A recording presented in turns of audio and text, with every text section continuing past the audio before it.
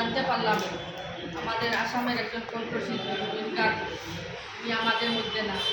ওনার এই মৃত্যু সংবাদ শুনে 1 মিনিটের জন্য আমার যেন মনে হলো পুরো পৃথিবীটা যেন থমকে গেছে। উনি শুধু কণ্ঠশিল্পী নয়, শুধু উনি ছিলেন আসামের সম্পদ। উনি শুধু আসামের সম্পদ বললে ভুল হবে, উনি পুরো ভারতবর্ষের সম্পদ। উনি যে এত কম বয়সে আমাদেরকে ছেড়ে যাবেন সেটা মানে আমরা স্বাভাবিকভাবে মেনে নিতে পারছি না। গতকাল থেকে আজকে দিন পর্যন্ত পুরো আসাম যেন স্তব্ধ, একদম স্তব্ধ হয়ে গেছে। মানুষ না মৃত্যুকে কোনো অবস্থাতে মেনে নিতে পারছে না।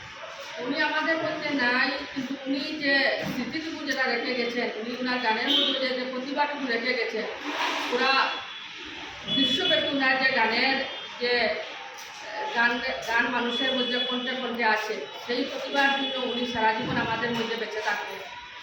তো ওনার মৃত্যুতে আমরা মহিলা কংগ্রেসের পক্ষ থেকে আমার সঙ্গে যথাবাড়ি করিমগঞ্জ জেলা কংগ্রেসের সাধারণ সম্পাদক উনিও আছেন এবং লক্ষ্মীপুরা ব্লক কংগ্রেসের সভাপতি মঞ্জুর আলী মহাশয় ছিলেন।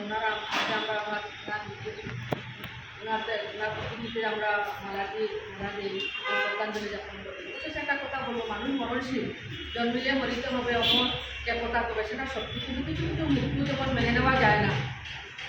ওনার যেটা মৃত্যু, অকাল মৃত্যু সারা আসামবাসীর আজকের দিনে প্রাকৃত। তো এই দিনে আমি অত্যন্ত মর্মাহত, বিশেষ কিছু বলার নেই।